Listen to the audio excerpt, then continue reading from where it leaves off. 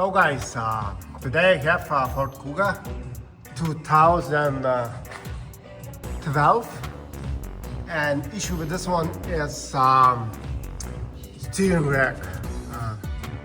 It's a kind of big job, but first let's talk about why this steering rack is done wrong.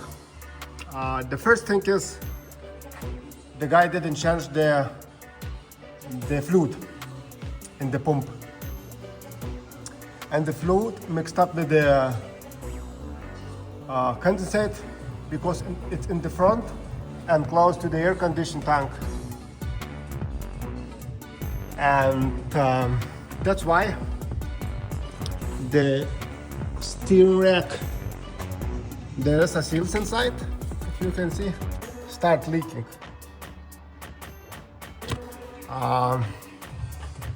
So it's very important to change that fluid once a 2 year. Usually people don't do that, but in my opinion you have to do it every 2 years at least, not once a 10 year. And I want to show you how to take it out. What you have to do, you have to pull down the subframe like that.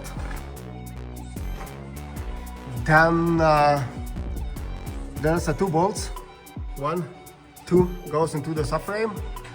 Then release the drop bar itself, and only then you can push it this way.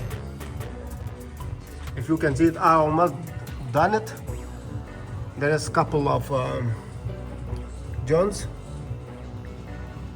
I'm not sure where it goes, but see, disconnect the weaponizer, all that stuff, and then you're free to change it. I didn't make the video how to do from the beginning to the end, but only the basics. And if you want to check the power steering pump itself, like this one, you can't check it without start the engine. And if it's empty, there is a sensor inside. You cannot check it. This must be full, and the engine must be started just to hear the noise and to check it's everything okay. Of course, before you have to see if there is clean leak inside, like in this case. If you have a clean leak through the seals from the steering rack itself, then you have the steering rack problem. But if you see the steering rack is clean, then the problem could be the pump itself, or fuses, or a relay, something like that. So guys, I hope this video will help someone.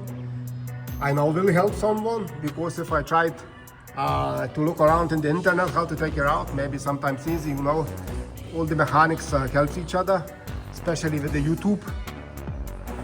So there you go. Good luck, boys. AME Motors, baby.